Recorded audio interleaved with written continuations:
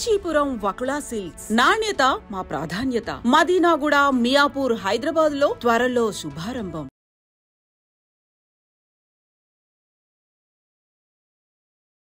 కాంగ్రెస్ పార్టీలో ఇప్పుడు టోటల్ గా బీసీ రాజకీయం నడుస్తోంది. బీసీల ప్రాధాన్యం ఉండాలి అండ్ బీసీలు కూడా రాజకీయంగా ఎదగాలి. ఇట్లాంటిది బీసీ నాయకులే కాంగ్రెస్ పార్టీలో చాలా ఎక్కువగా వాయిస్ వినిపిస్తున్నారు. ఎందుకంటే కామారెడ్డి డిక్లరేషన్ తర్వాత ఈ వాయిస్ పెరిగింది. ఆ తర్వాత కులగణన తర్వాత ఇంకా కూడా ఒత్తిడి అనుకోవచ్చు, బయట నుంచి ఒత్తిడి అనుకోవచ్చు, యాజ్ వెల్ యాజ్ కాంగ్రెస్ పార్టీలో కూడా బీసీ నినాదం ఇప్పుడు పెద్ద ఎత్తున వినిపిస్తోంది. ఆల్రెడీ మొన్న టీచర్స్ అండ్ అట్లాగే ఈ ఎమ్మెల్సీ ఎన్నికలు అయిపోయినాయి కాబట్టి ఇప్పుడు ఎమ్మెల్యే కోట ఎమ్మెల్సీ ఎన్నికలు రాబోతున్నాయి. ఎట్లా మరి కాంగ్రెస్ పార్టీ ఏం చేయబోతోంది? బీసీల ప్రాధాన్యత ఎంతవరకు బ్యాలెన్స్ చేయబోతోంది? ఎందుకంటే ఇప్పుడు అతిపెద్ద సవాల్ ఏంటంటే బీసీల నాయకులని ఎట్లా అకామిడేట్ చేస్తుంది కాంగ్రెస్ పార్టీ, బీసీలకు ఎంత ప్రాధాన్యత ఇవ్వబోతుంది అండ్ దట్టు కాంగ్రెస్ పార్టీని నమ్ముకున్న నాయకులకు ఎంత ప్రాధాన్యత ఇస్తుంది. ఇది బేసికల్లీ పెద్ద ఎత్తున డిస్కషన్ అయితే నడుస్తోంది. ఇక మనతో పాటు ఉన్నారు కాంగ్రెస్ పార్టీకి సంబంధించిన సీనియర్ లీడర్ అనుకోండి, ఆ తర్వాత పిసిసి అధికార ప్రతినిధి మహేష్ కొనగాల గారు. సార్ నమస్తే, ఎట్లున్నారు? నమస్తే, బాగున్నా. Yeah, all right. ఫస్ట్ మిమ్మల్ని చూడంగానే కొంతమంది నాయకుల్ని మనం రిప్రజెంట్ చేయగలుగుతాం కదా ఈ పార్టీ నుంచి. వీళ్ళు ఇక పక్క అంటే ఒక బ్రాండ్ అంబాసిడర్ టైప్స్ లో కాంగ్రెస్ పార్టీ అనగానే ఎక్కడన్నా వాయిస్ గట్టిగా వినిపించాలన్నా, పార్టీ వాయిస్ వినాలన్నా మీలాంటి వ్యక్తులు కొంతమంది అట్లా ఒక పార్టీని అంటి పెట్టుకొని ఉంటారు. అందులో మీరు కూడా వస్తారు అని అనిపిస్తుంది. How is the party and ఎట్లా నడుస్తోంది అండ్ కులగణన, చాలా ఇష్యూస్ ఉన్నాయి మీ పార్టీలో. కాంగ్రెస్ పార్టీ నాయకుడిగా కాంగ్రెస్ పార్టీ వాయిస్ వినిపించే అవకాశం పార్టీ నాకు ఇచ్చినందుకు నేను ఎప్పుడూ పార్టీకి ఆ కృతజ్ఞతతో ఉంటాను. అవకాశాల సంగతి అటు నుంచి పార్టీ మీద ఆ గౌరవం, ఆ పార్టీ సిద్ధాంతం అన్న, కాంగ్రెస్ పార్టీ ఐడియాలజీ అన్న, కాంగ్రెస్ పార్టీ నాయకత్వం అన్న, సోనియా గాంధీ గారు, రాహుల్ గాంధీ గారు, ప్రియాంక గాంధీ గారు, ఖర్గే గారు, ఇక్కడ రేవంత్ రెడ్డి గారు, పిసిసి గారు, అనేక మంది సీనియర్ నాయకులు నాకు అభిమానం. సో డెఫినెట్గా మంచి చేయాలి, సమాజానికి మంచి చేయాలనే ఆలోచన వచ్చినప్పుడు నా ముందట కనబడింది Congress party. Congress party ideology ఇష్టం కాబట్టి పార్టీలో వచ్చినప్పటి నుంచి ఇప్పటి వరకు పార్టీ వాయిస్ వినిపించే అవకాశం పార్టీ నాకు ఇచ్చింది అండ్ దాన్ని నేను గౌరవంగా భావిస్తాను. పార్టీలో ఇప్పటి రాజకీయ పరిస్థితులు మీరు దేశంలో ఇప్పటి వరకు ఏ రాష్ట్రంలో కూడా ఇంత పకడ్బందీగా బీసీ కులగణన చేపట్టలేదు. ఈ రాష్ట్రంలో ప్రజాప్రభుత్వంలో కాంగ్రెస్ ప్రభుత్వంలో బీసీ కులగణన చేపట్టింది విత్ ఆల్ వెల్ థాటెడ్ ప్రోగ్రామ్. అంటే రాహుల్ గాంధీ గారి డైరెక్షన్ ఏంటంటే ఏ కులం ఎంత జనాభా ఉందో దానికి తగ్గట్టుగా అవకాశాలు అందించాలి, ఆర్థికంగా, సామాజికంగా, రాజకీయంగా అనేది రాహుల్ గాంధీ గారి ఆలోచన. సామాజిక న్యాయం, పాంచ్ న్యాయ సూత్రంలో భాగంగా సామాజిక న్యాయం కింద ఈ లైన్ తీసుకోవడం జరిగింది. ఒకవేళ దేశంలో మేము అధికారంలోకి వచ్చి ఉంటే ఈ పార్టీకి కులగణన దేశవ్యాప్తంగా అయ్యేదా? నిజంగా చేసేటోళ్ళ 100% అయ్యేది. తెలంగాణ రాష్ట్రంలో చేసినాం కదా, ఇదే కేస్ స్టడీ. కానీ రచ్చ కూడా ఉంది కదా, అట్లనే చాలా క్వశ్చన్స్ కూడా ఉన్నాయి కదా, ఈ పైన ప్రాపర్ గా చేయలేదు అని, ఇంకేదో అని. కులగణనను వ్యతిరేకించి అట్టడుగు వర్గాలకు న్యాయం చేసే ఆలోచన లేని కొన్ని పార్టీలు బూర్జువా పార్టీలు అంటాం మేము బేసిక్ గా. బీజేపీ, బీఆర్ఎస్ పార్టీలు. బీఆర్ఎస్ అయితే అల్టిమేట్ అధ్యక్షుడి దగ్గర నుంచి కార్యకర్త దాకా సగం మంది దొరలే ఉంటారు. సో అది దొరల పార్టీ. బీజేపీ అయితే అసలు ఈ కులాల పేరు మీద ప్రజల్ని తొక్కిపెట్టి అట్టడుగున నిలబెట్టింది బీజేపీ కదా, వాళ్ళ ఐడియాలజీ కదా. Manuscript is nothing but categorisation of caste తీసుకొచ్చింది వాళ్ళు. సో వాళ్ళు అక్కడే ఉంచాలి, కాలు చెప్పుల దగ్గరనే ఉంచాలని కోరుకునే వ్యక్తులు వాళ్ళు. సో వాళ్ళకి మీరు ఇంత జనాభా ఉన్నారు, మేము ఇన్ని రాజకీయ అవకాశాలు ఇస్తామని కాంగ్రెస్ పార్టీ ముందుకు రావడం వాళ్ళకి డెఫినెట్ గా ఇష్టం ఉండదు. సో కాబట్టి వాళ్ళు ఆ విమర్శలు చేస్తారు. ఎవరు ఈ విమర్శలు చేస్తున్నారు?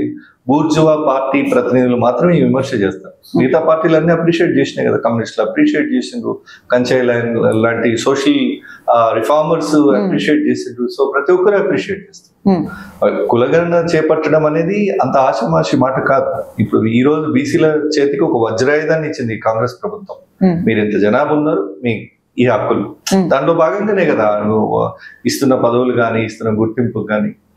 సో గుర్తింపు లేని డెఫినెట్ గా కొన్ని వర్గాలు వాళ్ళ కన్సర్న్స్ అన్ని కూడా ప్రభుత్వం దృష్టిలో పెడుతున్నాయి, వాటిని కూడా అకామిడేట్ చేస్తారు. సరే, మీ మాటగా ఇప్పుడు బీసీల లెక్క తేలిందండి, ఏం చేస్తుంది ఇప్పుడు, ఏం చేస్తుంది మీ పార్టీ, ఏం చేయబోతోంది? నేను అదే అంటున్నాను, కులగణన యొక్క లక్ష్యం బీసీల జనాభా ఎంతో తేల్చడం, ఆ జనాభా వారికి వాళ్ళకి అవకాశాలు ఇవ్వటం. అవకాశాలు 3 రకాలు ఉన్నాయి. సామాజికంగా అంటే వాళ్ళకైనా సామాజిక అసమానతలు ఉంటే బ్యాలెన్స్ చేసే ప్రయత్నం, ఆర్థికంగా వెనుకబడిన కులాలకు చేయూతనిచ్చేటువంటి కార్యక్రమం, దానికి సంబంధించి బడ్జెట్ లో కేటాయింపులు చేసే కార్యక్రమం. అంటే తద్వారా వాళ్ళకి ఆర్థికంగా బెనిఫిట్ అయ్యి వాళ్ళు కూడా సమాజంలో సమానంగా అందరితో పాటుగా నిలబడాలని ఒక ఆలోచన, దూరదృష్టితో. 3 రాజకీయంగా డెఫినెట్ గా అన్నిటికీ, సమాజానికైనా ఆర్థికానికైనా రాజకీయమే ముఖ్యం. రాజకీయంగా 40-50 సంవత్సరాల నుంచి బలంగా రాజకీయ శక్తులుగా ఎదిగినటువంటి అగ్రవర్ణ కులాలని కొన్ని కులాలలో డెఫినెట్ గా ఫైనాన్షియల్ గా వెల్ సెటిల్ ఉన్నారు వాళ్ళు. కంపారిటివ్లీ బలహీన వర్గాలను ఎందుకన్నారు? వాళ్ళకి అంత బలం లేదని. ఏం బలం లేదు, సమాజంలో గుర్తింపు లేదు, ఆర్థికంగా ఎదిగే లేదు, రాజకీయాల్లో వాళ్ళ పాత్ర లేదు. సో అట్లాంటి వాళ్ళని బలహీన వర్గాలు అన్నారు. ఆ లెక్కలు తేలిస్తే వాళ్ళకి చేయూతనిచ్చేటువంటి ఒక ప్రయత్నం కాంగ్రెస్ పార్టీ చేస్తుంది. ఇది హైకమాండ్ సజెస్ట్ చేసిన ప్రోగ్రామ్. రేవంత్ రెడ్డి గారు చాలా చిత్తశుద్ధితో దీన్ని పకడ్బందీగా అమలు కమిటీ సబ్ కమిటీ చైర్మన్ గా ఉత్తమ్ కుమార్ రెడ్డి గారు, మంత్రుల సబ్ కమిటీ చైర్మన్ గా చాలా చిత్తశుద్ధిగా ఈ కార్యక్రమాన్ని పూర్తి చేసి బీసీ లెక్క తేలింది కదా ఇప్పుడు. సో బీసీలు రాజకీయంగా ఎదగాలి, ఇది కూడా మీ ఆకాంక్ష. చలో, నేను ఒక టేబుల్ చెప్తానండి, ఓకే? ఆ టేబుల్ గురించి కరెక్ట్ గా మీరు చెప్పాలి. ఇప్పుడు కాంగ్రెస్ పార్టీలో ఇప్పటి వరకు 4 బీసీలో 4 కులాలు మెయిన్ కులాలు అనుకున్నాం. ఒకటి మున్నూరు కాపు మీరు రిప్రజెంట్ చేస్తున్నారు, అట్లనే గౌడులు, యాదవులు అండ్ పద్మశాలీలు. ఓకే, కాంగ్రెస్ పార్టీ ఇప్పటి వరకు అంటే మీరు అధికారంలోకి వచ్చిన తర్వాత ఎంతమందికి టోటల్ గా ఇచ్చింది అంటే కేవలం గౌడులకు, యాదవులకు, పద్మశాలీలకు మాత్రమే రిప్రజెంటేషన్ ఉంది ఇప్పటి వరకు. Munnuru Kapu is 0 sir. Okay, మీ పార్టీలోనే. ఆ తర్వాత బీజేపీలో మున్నూరు కాపులకు 4 ఉన్నాయి, తర్వాత బీఆర్ఎస్ నుంచి మొత్తం 3 ఉన్నాయి. మీ పార్టీలో 0. Why is it 0 sir? Zero అనే కంటే ఇప్పుడు అవకాశాలు ఉన్నాయి, ఎమ్మెల్యే కోట, ఎమ్మెల్సీ అవకాశాలు ఉన్నాయి, క్యాబినెట్ ఎక్స్పాన్షన్ ఉంది. డెఫినెట్ గా మున్నూరు కాపులకు 2 అవుతుందా? అది 2 అవుతుందా? 3 అవుతుందా? So there is a demand. మా ప్రభుత్వం మొన్న ఎక్స్టెండెడ్ ఎగ్జిక్యూటివ్ మీటింగ్లలో కూడా మీనాక్షి నటరాజన్ గారు కానీ, ముఖ్యమంత్రి గారు కానీ ఏదైనా విషయం ఉంటే నా దృష్టికి తీసుకురండి, వినటానికే మేము ఇక్కడ ఉన్నాం, డెఫినెట్ గా వింటాం, సమస్యలు వింటాం, వాటిని పరిష్కరించే ఆలోచన చేస్తామని మీనాక్షి నటరాజన్ గారు చెప్పిండ్రు, ముఖ్యమంత్రి గారు కూడా చెప్పిండ్రు. డెఫినెట్లీ పిసిసి అధ్యక్షుడు గారు కూడా దానికి కట్టుబడి ఉన్నారు.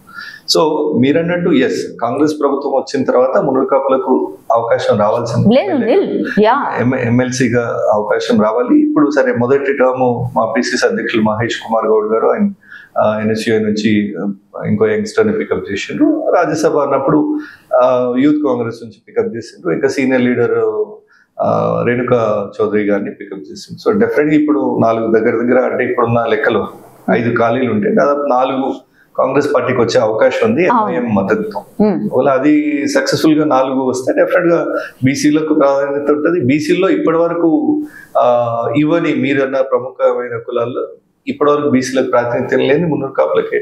సో డెఫినెట్ గా మున్నూరు కాపులకు న్యాయం చేస్తుంది అనే విశ్వాసం అందరికీ ఉంది. మన జరిగిన మీటింగ్ లో కూడా అదే చర్చ ఉంది. అంటే ఒకవేళ ఇప్పటి వరకు లేదు అంటే ప్రభుత్వం దృష్టికి తీసుకుపోవాలి. నేను ఆ మీటింగ్ లో చాలా స్పష్టంగా చెప్పాను ఆ విషయం. రిప్రజెంటేషన్ లేదు, ముఖ్యమంత్రి గారి దృష్టికి, ప్రభుత్వం దృష్టికి, పార్టీ పెద్దల దృష్టికి తీసుకెళ్ళాలి. డెఫినెట్ గా దాన్ని కన్సల్ట్ చేస్తారు. సో మీరున్నారా ఆ లిస్ట్ లో? మీరున్నారా? 100% బరాబర్ ఉంటుంది. ఓకే, ఎందుకు, ఎట్లా, what is the criteria? Criteria అంటే ఒకటి, హైకమాండ్ చాలా క్లియర్ గా కేటగిరికల్ గా యంగ్స్టర్స్ ని పికప్ చేయాలి. వచ్చే ఒక 25-30 సంవత్సరాలకు సరిపడా సీడింగ్ ఇప్పుడు జరగాలి. ఎప్పుడైనా కూడా అవకాశాలే మనిషిని పెద్దగా చూపిస్తాయి, అవకాశాలే మనిషిని పెద్దగా నిలబెడతాయి. సో పార్టీ నమ్ముకున్న కార్యకర్తలకు పార్టీ ఇచ్చే అవకాశాలే వాళ్ళ ఎదుగుదలకు పునాదులు, కారణం. వచ్చిన వాళ్ళని పెద్దవాళ్ళు అంటారు, రాని వాళ్ళని చిన్నవాళ్ళు అంటారు. సొసైటీ అంతే కదా. సో అట్లాంటి పరిస్థితులలో పార్టీ కష్టకాలంలో ఉన్నప్పుడు 10 సంవత్సరాల కాలం, 11 సంవత్సరాలు ఈ రోజు నేను పార్టీలో జాయిన్. దానికన్నా ముందు తెలంగాణ ఉద్యమంలో ఉంటూనే కాంగ్రెస్ పక్షంలోనే ఉన్నాం. 5 సంవత్సరాలు తెలంగాణ ఉద్యమం నుండి 107 కేసులు పెట్టుకొని, ఉద్యమ కేసులు, 35 రోజులు జైలు జీవితం, 22 ఏళ్ల పోరాడు, 35 రోజులు ఒక కాజ్ కోసం జైల్లో ఉన్నాడంటే వాని చిత్తశుద్ధిని ఎవడన్నా క్వశ్చన్ చేస్తాడా? 22 ఏళ్ల పౌరుడు ఈ రోజు చేస్తున్న ఏంది, ఈ రోజు చేస్తున్న కథలు ఎట్లున్నాయో మీకు తెలుసు కదా, మీకు ఐడియా ఉంది కదా సొసైటీ మీద. 22 years boy standing for a cause and jail for 35 days just because Telangana agitation లో ఉన్నాను, ఫ్రంట్ రన్ లో ఉండి కొట్లాడినాను. అట్లాంటి కేసులు మోపి జైలుకు పోయి చివరికి సోనియా గాంధీ గారి దయతోని, కాంగ్రెస్ ప్రభుత్వ నిర్ణయంతో పార్లమెంట్ లో బిల్లు పెట్టి తెలంగాణ రాష్ట్రం ప్రత్యేకంగా ఏర్పాటైంది. అప్పుడు మీరందరూ కూడా జర్నలిస్ట్ గా యాక్టివ్ రోల్ తీసుకుంటారు. ఎస్పెషలీ మీరు గతంలో పనిచేసిన V6 ఛానల్ కూడా ప్రో తెలంగాణ, పుట్టిందే తెలంగాణ కోసం అన్నట్టుగా డైలెక్ట్ ప్రమోషన్ గానే అవన్నీ కూడా చేశారు. మీ అందరు కూడా యాక్టివ్ గా చూసిన వాళ్ళ మా అందరినీ ఉస్మానియా నుంచి కొట్లాడినాం. సో అక్కడి నుంచి సోనియా గాంధీ గారు తెలంగాణ ఇచ్చిండ్రు, వారికి కృతజ్ఞతగా నేను ఈ లైన్ తీసుకున్నాను, కాంగ్రెస్ పార్టీలోకి రావాలి యాజ్ ఎ జాతీయ పార్టీగా.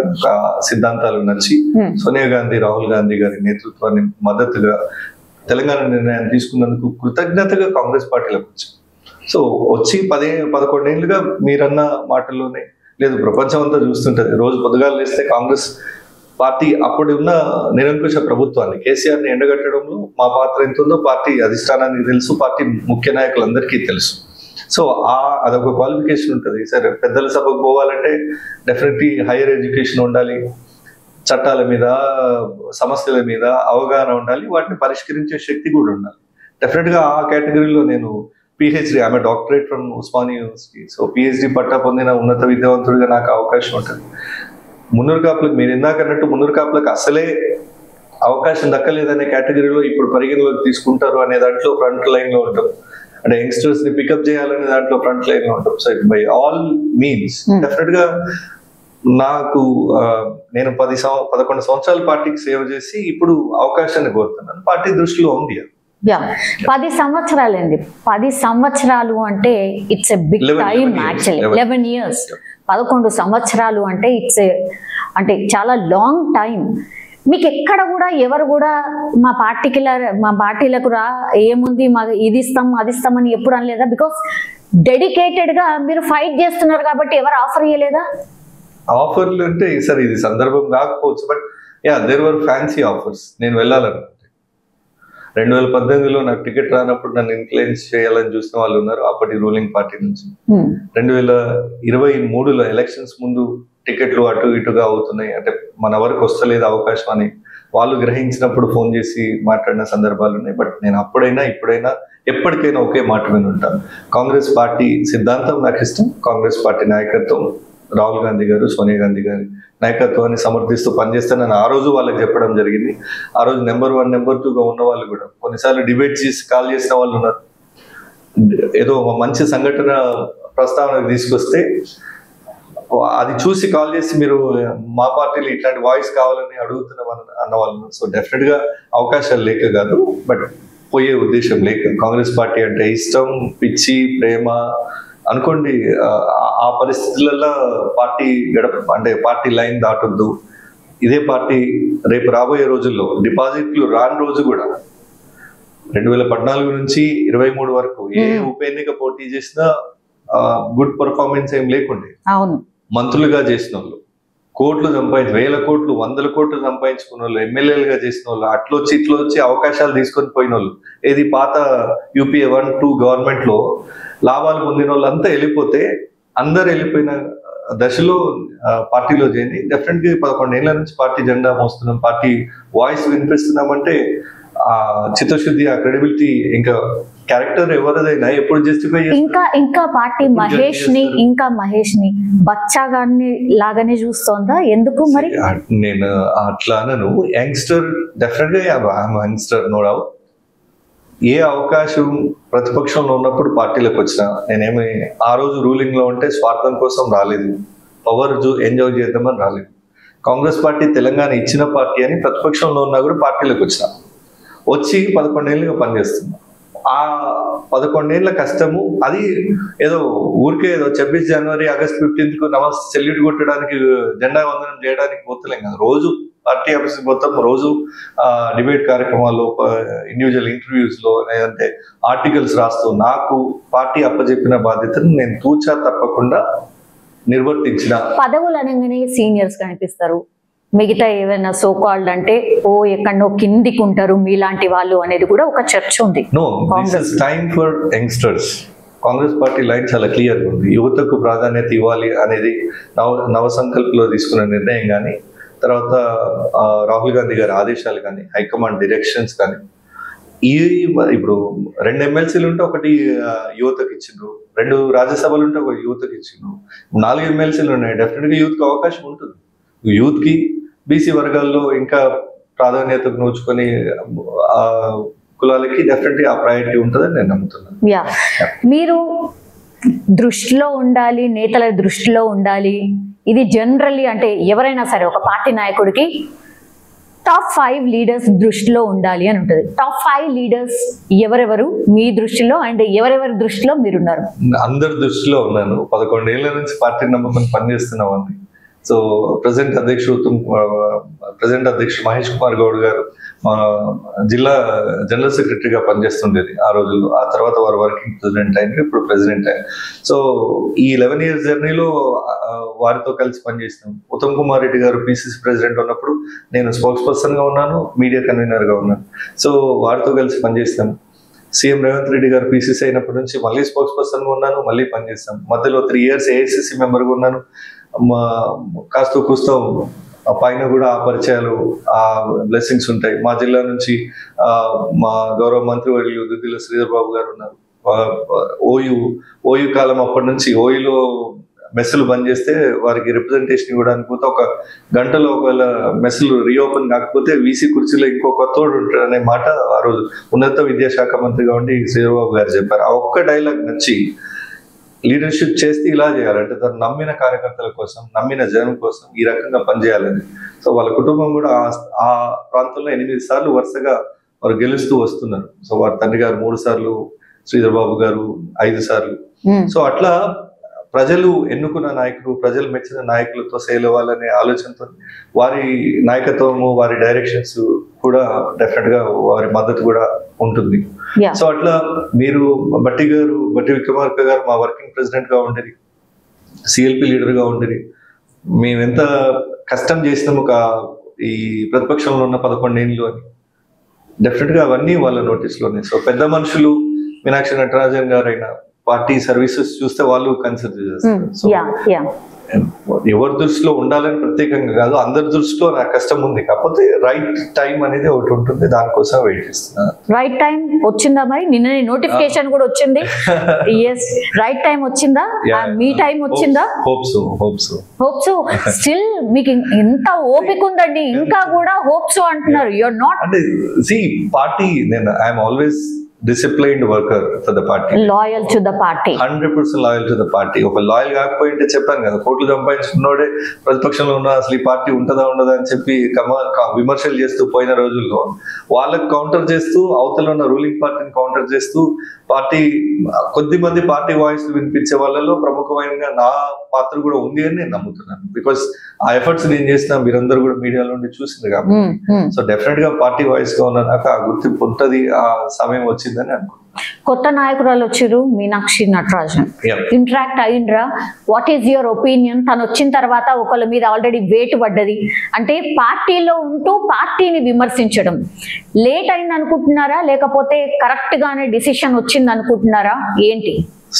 మీనాక్షి నటరాజన్ గారు గురించి చెప్పాలంటే మొన్న వక్తలందరూ కూడా ఎక్స్టెండెడ్ ఎగ్జిక్యూటివ్ మీటింగ్ లో గాంధీ మునిమనవరాలు అని చెప్తారు. She so simple. తన బ్యాగ్ తను క్యారీ చేస్తారు, హంగు ఆర్భాటాలు ఏవి ఇష్టం,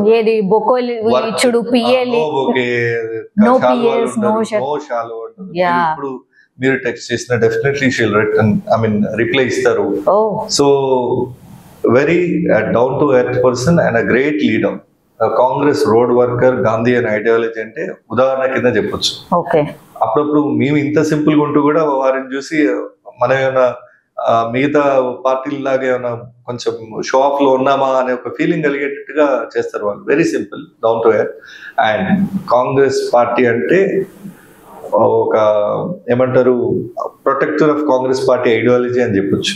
ఏ మాత్రం కూడా పార్టీ లైన్ నుంచి డిబేట్ అయినా, ఐడియాలజీ నుంచి డిబేట్ అయినా వారు సహించరు. ఇది వారి ట్రాక్ రికార్డ్ మొత్తం చూసిన వాళ్ళకి అర్థమైపోతుంది. సో ఏ రకమైన ఇవి ఉండదు, వర్త్ ఉంది, పార్టీ కోసం కష్టపడ్డామంటే నేను ఎంకరేజ్ చేస్తారు. డెఫినెట్ గా ఆ లైన్ లో నేను ఫిట్ అవుతానని నేను నమ్ముతున్నాను. Yeah, I think continuation meetings అవి కూడా ఉన్నట్టున్నాయి. ఇవాళ పార్లమెంటరీకి సంబంధించిన నియోజకవర్గాల వారీగా సమ్ మీటింగ్స్ కూడా తను కండక్ట్ చేస్తున్నట్టుంది. సరే, తను అండర్స్టాండ్ చేసుకోవడానికి కొంత టైం పడుతుండొచ్చు. ఆల్రెడీ మీకు ఇప్పుడు నోటిఫికేషన్ వచ్చేసింది. ఆమె దృష్టిలో ఆల్రెడీ ఇక్కడ ఏం జరుగుతుంది అంతా ఉండిందా? ఇప్పుడు 10 days లో ఐ థింక్ ఇచ్చేయాలనుకుంటా కదా, అంటే who is going to contest అనేది కూడా ఇచ్చేటట్టు. 10th is the last date of nomination. Okay, just 1 week or 5 days? Yeah, hardly 5 days. Okay. Last date again. So మీరు ఎక్స్పెక్టేషన్ లో ఉన్నారు కాబట్టి మీరేమైనా టెన్షన్ పడుతున్నారా లేకపోతే నో? ఇప్పుడు ఎవరో కొత్తగా వచ్చినోడు ప్రూవ్ చేసుకోవాలండి. 11 ఏళ్ల నుంచి ఇదే ఐడియాలజీ కోసం కొట్లాడుతున్నాం. ఆ విషయం పెద్దవాళ్ళ నోటీస్ లో ఉన్నప్పుడు మనం కొత్తగా గాబరా పడిపోయి ఏదో కొత్తగా ప్రూవ్ చేసుకోవాలి అనేది అయితే ఉండదు. డెఫినెట్ గా నా పేరు వస్తే అందరికీ నోటీస్ లో ఉంది, కష్టం మనం పడ్డ కష్టం కూడా నోటీస్ లో ఉంది కాబట్టి వాళ్ళు కన్సిడర్ చేస్తారు. అయితే దానికి ఈ ఎమ్మెల్యే కోట ఎమ్మెల్సీ ఎలక్షన్స్ కి ఈ రోజు జరుగుతున్న రివ్యూస్ కి సంబంధం లేదు. అది ఆర్గనైజేషన్ మ్యాటర్. అంటే ఒకసారి స్టేట్ ఎగ్జిక్యూటివ్ మీటింగ్ జరిగింది, ఆ తర్వాత పార్లమెంటరీ వైజ్ డిస్ట్రిక్ట్ అంటే పెద్దగా అవుతుంది కాబట్టి పార్లమెంటరీ వైజ్ రివ్యూస్, అంటే ఇప్పుడు జిల్లాలు కూడా చాలా చిన్నగా అయిపోయింది, పార్లమెంటే పెద్ద అనుకోండి. పార్లమెంట్ ఒక యూనిట్ గా కొన్ని రివ్యూస్ చేసి అక్కడ ఉన్న లోకల్ గా ఉన్న గ్రౌండ్ రియాలిటీస్ ని అసెస్ చేసుకునే ప్రయత్నం వారు చేస్తున్నారు. అది అయిపోయినాక మండల స్థాయికి, కాన్స్టిట్యున్సీ అసెంబ్లీ స్థాయికి, మండల స్థాయికి ఆ లెవెల్లో పోవాలనేది వారి ఆలోచన. అయితే కొత్తగా ఇన్ఛార్జ్ వచ్చిండ్రు అనేది జస్ట్ ఇన్ఛార్జ్ గా మాత్రమే కొత్తగా వచ్చారు. వారు మొన్న జరిగిన అసెంబ్లీ ఎలక్షన్స్ అబ్జర్వర్ గా ఉన్నారు తెలంగాణ మొత్తం. తర్వాత రాజీవ్ సంఘటన తరఫున, పంచాయతీరాజ్ సంఘటన తరఫున మొత్తం తెలంగాణ అంతా పాదయాత్ర చేసేవారు. సో తెలంగాణలో భౌగోళిక పరిస్థితులు వాళ్ళకి ఐడియా ఉంది, సామాజిక సమీకరణాలు వాళ్ళకి ఐడియా ఉంది, రాజకీయ పరిస్థితులు కూడా ఐడియా ఉంది. సో డెఫినెట్ గా మీనాక్షి నటరాజన్ గారు కొత్త కాబట్టి డెసిషన్ పెండింగ్ ఉంటుందా, డెసిషన్ డిలే అవుతుందా అనేది డెఫినెట్ గా వన్ ఫైన్ మార్నింగ్ కూర్చొని డిస్కస్ చేస్తారు. Yeah, all right. సో ఇప్పుడు బీసీలకు సంబంధించి పూర్తిగా ఒక చర్చ అనుకోండి, రచ్చ కూడా నడుస్తుంది మీ పార్టీలో. మొన్న విహెచ్ గారు మీటింగ్ అవ్వడం, దట్టు వేరే వేరే పార్టీలను పిలిచి మీటింగ్ ఏర్పాటు చేయడం, ఆయన మీద కూడా వేటు పడుతుందా? అంత స్ట్రిక్ట్ గా ఉండబోతోందా మీ పార్టీ? నేను కూడా మీటింగ్కి వెళ్ళాను, by the way I'm part of that body. Okay, but పిలిచిన కాంటెక్స్ట్ వేరు. బీసీ కులగణన చేసిన నేపథ్యంలో రాష్ట్ర ప్రభుత్వానికి, ముఖ్యమంత్రి వర్యులకి కృతజ్ఞత చెప్పాలి అనే ఉద్దేశంతో పిలిచిన కాంటెక్స్ట్. అయితే వేరే పార్టీ నుంచి వచ్చిన వాళ్ళు ఏదో ఒకటి ఆబ్వియస్లీ బయటనే కొన్ని కాంట్రవర్సీస్ మాట్లాడుతుంటారు కాబట్టి అక్కడ వచ్చి కూడా అదే ప్రయత్నం ఏదో చేసిండ్రు. బట్ ఓవరాల్ గా వన్ మంత్ లో ఒక పెద్ద బహిరంగ సభ పెట్టి ముఖ్యమంత్రి గారికి ధన్యవాదాలు, రాష్ట్ర ప్రభుత్వానికి ధన్యవాదాలు చెప్పి, తద్వారా ఇంకా ఫర్దర్ సమస్యలు ఏమున్నాయి అనేది ముఖ్యమంత్రి గారి దృష్టికి, రాష్ట్ర ప్రభుత్వం దృష్టికి తీసుకుపోవాలనేదే ఆ మీటింగ్ యొక్క ఉద్దేశం. కొంతమంది దాన్ని సోషల్ మీడియాలో ఎవరికి ఇష్టం ఉన్నట్టు వాడు సర్క్యులేట్ చేసుకున్నారు. Unfortunate what is the fact? మరి what is the fact? Nothing, ఏం లేదా? ఇదే ఫ్యాక్ట్. ఓకే, వాళ్ళు కొన్ని కన్సర్న్స్ రేజ్ చేసిండ్రు. సో నేను ప్రభుత్వం దృష్టికి తీసుకుపోయి నెగోషియేట్ చేద్దాం. జెన్యూన్ డిమాండ్ ఒకటి, ఎమ్మెల్సీ లేదు మనకు, మిగతా బీసీ వర్గాల్లో అన్ని కులాలకు ప్రాతినిధ్యం దక్కింది ఈ ప్రభుత్వం వచ్చినాక, కబులకు లేదు. It's reasonable demand. మనం ప్రభుత్వం ఈ కన్సర్న్స్ ఏమున్నాయో ప్రభుత్వం దృష్టికి తీసుకుపోదామనే మాట చెప్పడం జరిగింది. ఒకటి. రెండు, పెద్ద ఎత్తున ఒక మీటింగ్ పెట్టాలి. పెట్టేది ఈ కులగణన ఇదంతా చేపట్టి చేస్తున్న క్రమంలో కేబినెట్ లో బెర్త్ కావాలి, చోటు లేదు అనేది ఒక డిమాండ్. సో ఇవి ముఖ్యమంత్రి గారు కూడా కాదన్నారు, వారి నోటీస్ లో కూడా ఇవి ఉన్నాయి. ఎక్స్పాన్షన్ కోసం వారు కూడా వెయిటింగ్. అంటే తెలంగాణ రాష్ట్ర ప్రభుత్వం, కాంగ్రెస్ ప్రభుత్వానికి కూడా మున్నూరు కాపులకు చోటు కల్పించాలని అలా ఆలోచన ఉంది. వెరీ సూన్, ఈ దగ్గరలో ఎప్పుడు క్యాబినెట్ ఎక్స్పాన్షన్ అయితే అప్పుడు మున్నూరు కాపు సామాజిక వర్గానికి సంబంధించిన ఒక రిప్రజెంటేషన్ క్యాబినెట్ లో ఖచ్చితంగా ఉంటది. ఆ నమ్మకం, ఆ విశ్వాసం మేము కల్పించే ప్రయత్నం చేసినాము. వచ్చిన వాళ్ళు వారు ఏమైనా వేరే ప్రిజుడీస్ ఉంటాయి కదా, ప్రీఆక్యుపైడ్ మైండ్ సెట్, ఇది మీటింగ్ దీన్ని డిస్టర్బ్ చేయాలనే ఆలోచన వచ్చిన వాళ్ళతో కూడా ఇది కమ్యూనికేట్ చేయడం జరిగింది. డెఫినెట్ గా క్యాబినెట్ ఎక్స్పాన్షన్ లో మున్నూరు కాపులకు ఉంటది. ఇది ప్రభుత్వంగా మాకున్న విశ్వాసం ప్రభుత్వం మీద. ఒకటి. రెండు, ఎమ్మెల్సీ కావాలి, డెఫినెట్ గా ముఖ్యమంత్రి గారి దృష్టిలో ఆ విషయం కూడా ఉన్నది. సో ఈ రెండు విషయాల మీదే ప్రధానంగా చర్చ ఉండే. తర్వాత కొంత ఈ జనాభా ఇవన్నీ అంటే టెక్నికల్ గా ప్రాపర్ ఎవిడెన్స్లు లేకుండా బయట మాట్లాడుకునే సోషల్ మీడియా ప్రచారాన్ని చర్చించే వేదిక కాదని దాన్ని కొట్టిపడేయడం జరిగింది. బీసీల జనాభా చాలా ఎక్కువ కాబట్టి బీసీలకే మొత్తం ఈ ఎమ్మెల్యే కోట ఎమ్మెల్సీలు ఇవ్వాలన్న డిమాండ్ కూడా ఒకటి వినిపిస్తోంది కదా, నిజంగా అట్లాంటిది ఏమన్నా ఇచ్చే అవకాశం ఉందా, లేకపోతే మళ్ళీ ఓసీ బీసీ వర్సెస్ ఇట్లాంటివి ఏమన్నా ఉంటాయా? సో డెఫినెట్ గా 56% సమాజంలో ఉన్న బీసీలకి 42% రిజర్వేషన్ కల్పించడానికి దగ్గరలో బహుశా 6వ తారీఖు కేబినెట్ అప్రూవల్ చేయబోతుంది. 42% చట్టసభల్లో బీసీలకు ఇవ్వాలి. దాన్ని కేంద్రం ఆమోదించాలి. అది కేంద్రం కోర్టుకు వెళ్తుంది. పార్లమెంట్ లో కూడా దాన్ని ఆమోదించేటట్టుగా మాకున్న 100 మంది పార్లమెంట్ సభ్యులతో నిలదీస్తాం. కానీ మీన్ వైల్ పార్టీ పరంగా దాన్ని అమలు చేస్తామని ముఖ్యమంత్రి గారు చాలా సందర్భాల్లో చెప్పారు. పిసిసి అధ్యక్షుల వారు కూడా చెప్పారు. పార్టీ పరంగా ఇచ్చే పదవుల్లో 42% ఉండేటట్టుగా చూస్తాం. ఆ లెక్కను చూస్తే 1-2 ఈ ఎమ్మెల్యేల కోట ఎమ్మెల్సీలో బీసీలకు డెఫినెట్ గా వస్తుంది. 4 అయితే కాదు 4 అంటే పార్టీని నమ్మి పనిచేసిన ఇతర వర్గాలు కూడా ఉన్నాయి కదా, వాళ్ళని కూడా దృష్టిలో పెట్టుకోవాలి. ఇప్పుడు మున్నూరు కాపులుగా మేమేవైతే మా సాధక బాధకాలు క్యాబినెట్ లో చోటను ఎమ్మెల్యే కోట ఎమ్మెల్సీ అనో నామినేటెడ్ పోస్టులో లేమను ఓ మాట ముఖ్యమంత్రి గారి దృష్టికి ఎట్లా పెడుతున్నామో మిగతా వర్గాల నుంచి కూడా ఆ ప్రెజర్ ఉంటుంది కదా ముఖ్యమంత్రి. మరి 300 కాపులు 0 ఉన్నారు కదా, నేను ఇంతకు ముందే టేబుల్ చెప్పినట్టుగా మరి ఆ 2 సీట్లు మీరు అన్నట్టుగా 1 or 2 దాంట్లో 2 seats 300 కాపుకే ఉంటుందా? 1 అయితే ఉంటదని నేను నమ్ముతున్నాను. మీ పేరు ఉంటది రైట్? అది పార్టీ నాయకత్వం డిసైడ్ చేయాలి. పేరు ఉండడానికి కావాల్సిన అన్ని అర్హతలు నాకున్నాయి. నేను 10-11 సంవత్సరాల నుంచి పార్టీ కోసం పనిచేస్తున్నా. ప్రతిపక్షంలో ఉన్నప్పుడు పార్టీ గొంతుకై కొట్లాడినా. ఈ రోజు కూడా ప్రభుత్వం మీద ఈగ వాలిచ్చే సవాలే లేదు. అడగండి అమ్మాయినా అన్నం పెట్టదు. 100% అడుగుతాను. ప్రభుత్వం నోటీస్ లో పార్టీ పెద్దలను అడిగినా ప్రభుత్వ పెద్దలను అడిగినా అడగకుండా ఎలా ఉంటారు? అడిగినామని చెప్పి బయటకు వచ్చి ప్రెస్ లో చెప్తేనే అడిగినట్ట కాదు కదా. ఇక్కడ అడగాలి అక్కడ అడుగుతారు. నాకు 2018లో నాకు పార్టీ టికెట్ రాలేదు. నేను ఏ రోజు కూడా నాకు పలానా వాళ్ళ వల్ల టికెట్ రాలేదని కానీ లేదా నాకు టికెట్ పార్టీ వల్ల రాలేదని కానీ నేను ఒక్కరోజు ఒక్క దగ్గర మాట్లాడిన ఆ సందర్భం ఏదైనా ఉంటే చూపించండి. లేదు 2023లో నాకు టికెట్ రాలేదు. వివిధ సామాజిక సమీకరణాల వంటి ఇతరత్ర కారణాలు వంటి కారణం ఏదైనా టికెట్ రాలేదు, ఇది వాస్తవం. సో అది కూడా నేను ఏ రోజు నాకు టికెట్ రాలేదు, పార్టీ నాకు టికెట్ ఇవ్వలేదని నేను ఏ రోజు మాట్లాడలేదు. ఆ క్యారెక్టర్ నాకు ఉంది, ఆ క్రమశిక్షణ. మహేష్ గారు, ఈ మధ్య కాలంలో పాజిటివ్ ఉన్న వాళ్ళ దగ్గర ఏం ఉండట్లేదండి. నెగిటివ్ ఎవరి దగ్గర అయితే ఉంటుందో వాళ్ళే రైజ్ అవుతున్నారు, వాళ్ళకే పదవులు వస్తున్నాయి. మీరు ఇంత మెదకగా ఇంత పాజిటివ్ గా ఉంటే వస్తుంది అనుకుంటున్నారా? మేబీ మీరు అన్నట్టు అంటే కొన్ని 1-2 ఉదాహరణలు చూసి మీరు అదే చెప్తున్నట్టున్నారు. But when you want to be in politics for long run, short cuts politics లో ఉండవు. ఎవరో ఒకరిద్దరు లక్కీ లాటరీలు మన ముఖ్యమంత్రి గారు చెప్పారు. లక్కీ లాటరీలో అక్కడో ఇక్కడ ఎవరికైనా అవకాశాలు వస్తున్నాయి.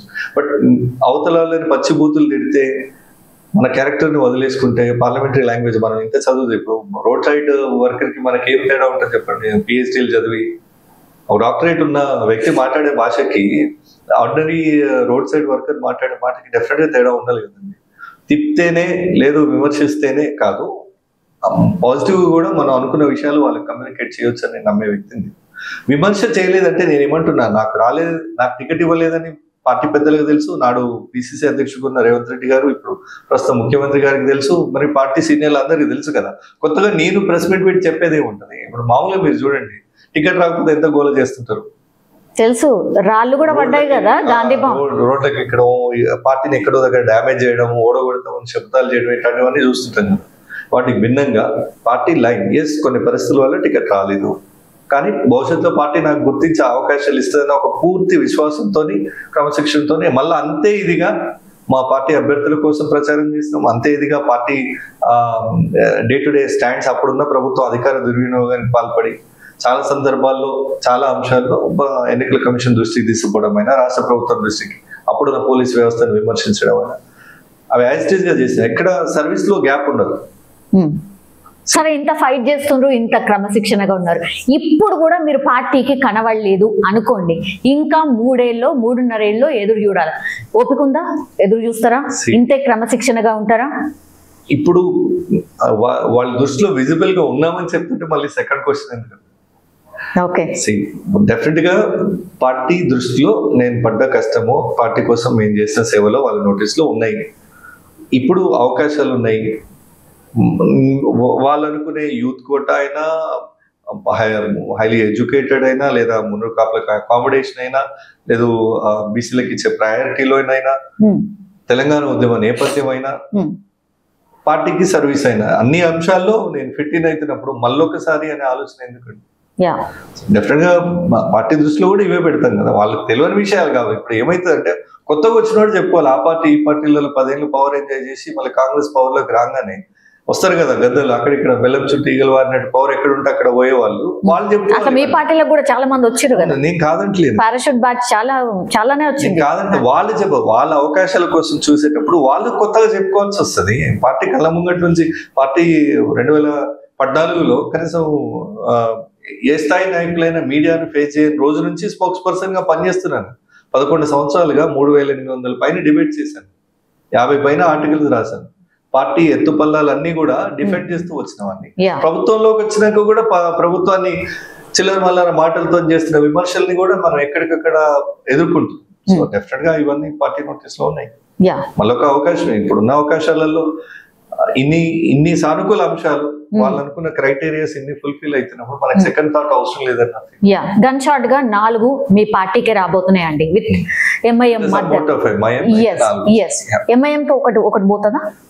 లేదు, ఎంఐఎం సపోర్ట్ చేస్తుంది. మేబీ అది ఫ్యూచర్ ఏంటంటే వాళ్ళు పెద్దవాళ్ళు మాట్లాడుతున్నారు. ఇప్పుడు నేను దాని మీద అంత కామెంట్ చేయడం కరెక్ట్ కాదు. 4 సీట్లు గన్ షార్ట్ గా కాంగ్రెస్ పార్టీకి. సరే, ఒక పేరు మీద అనుకుందాం, చలో ఇన్ అడ్వాన్స్ మీద అనుకుందాం. ఇంకా 3 పేర్లు ఎవరు? అధిష్టానం ఎవరిని నిర్ణయిస్తే వాళ్ళు అవుతారు. మీరు మీరు నేను అనుకుంటే కూడా కావు. అంటే let us be very practical. High command ఎవరిని అంటే రాష్ట్రంలో ఉన్న పెద్దలు, ముఖ్యమంత్రి గారని, పిసిసి గారు కానీ, ఇంకా ఉత్తమ్ కుమార్ రెడ్డి గారు కానీ, బట్టి విక్రమార్క గారు కానీ, సో మీనాక్షి నటరాజన్ గారు కానీ, సో రాష్ట్రం ప్రభుత్వంలో కీలకంగా ఉన్న పెద్దలు, తర్వాత హైకమాండ్ దూతగా ఉన్నట్టు ఏఐసిసి ఇన్ఛార్జ్ కలిపి ఎవరిని రికమెండ్ చేస్తారో వాళ్ళు, అదే అధిష్టానం కూడా 1-2 సార్లు బ్యాక్గ్రౌండ్ చెక్ చేసి వాటిని అనౌన్స్ చేస్తారు. సో మీడియా సమావేశాల్లో డిక్లేర్ చేయాల్సిన పేర్లు కావు ఇవి. సో మీరు నన్ను అడిగితేనే ఒప్పుకోవట్లేదు, మీరు మిగతా వాళ్ళ పేర్లు అడిగితే నేను ఎట్లా చెప్తాను? సో డెఫినెట్ గా అన్ని వర్గాలకు, ఎస్పెషలీ ఇప్పటి వరకు ఎమ్మెల్సీగానో లేదంటే రాజ్యసభలోనో క్యాబినెట్ లోనో ప్రాధాన్యత దక్కనటువంటి మున్నూరు కాపులకి అయితే డెఫినెట్ గా ఈ ఎమ్మెల్యే కోట ఎమ్మెల్సీలో యంగ్స్టర్ గా నాకు అవకాశం ఉంటుందని నమ్ముతున్నాను. మేము కూడా నమ్ముతున్నామండి. ఎవరు ఏంటి అనేది అంటే బై ద వే నేను ఐఎమ్ లీస్ట్ బాదర్డ్ ఆల్సో. ఎందుకంటే పార్టీకి ప్రభుత్వానికి కొన్ని ఆలోచనలు ఉంటాయి. So who are we to comment on that, judge on that? It all depends on high command, party leadership, ప్రభుత్వంలో ఉన్న ముఖ్యమంత్రి గారు, ఇతర పెద్దలు వాళ్ళు డిసైడ్ చేస్తేనే ఏదైనా. నేను కూడా ఈ రోజు కూడా నేను అదే డిసిప్లిన్ తో ఎర్లీగా ఊహాజనితమైనటువంటి ఇవి అవసరం లేదు. డెఫినెట్ గా నేను అన్న లైన్ కి మాత్రం డెఫినెట్ గా కట్టుబడి ఉంటాను. పార్టీ కోసం కష్టపడిన మా ఎఫర్ట్స్ అన్ని కూడా ప్రభుత్వం దృష్టిలో, పార్టీ దృష్టిలో ఉన్నాయి కాబట్టి డెఫినెట్ గా నాకు ఛాన్స్ ఇస్తారని 100% మనసా వాచ కర్మన నమ్ముతున్నాను. ఈసారైనా 0 నుంచి 1 or 2 రావాలని, మున్నూరు కాపులకు రిప్రజెంటేషన్ ఉండాలని నేను కూడా ఆశిస్తున్నాను. అందులో మీరు కూడా ఉండాలని. ఆల్ ది బెస్ట్ అండి. Thank you so much.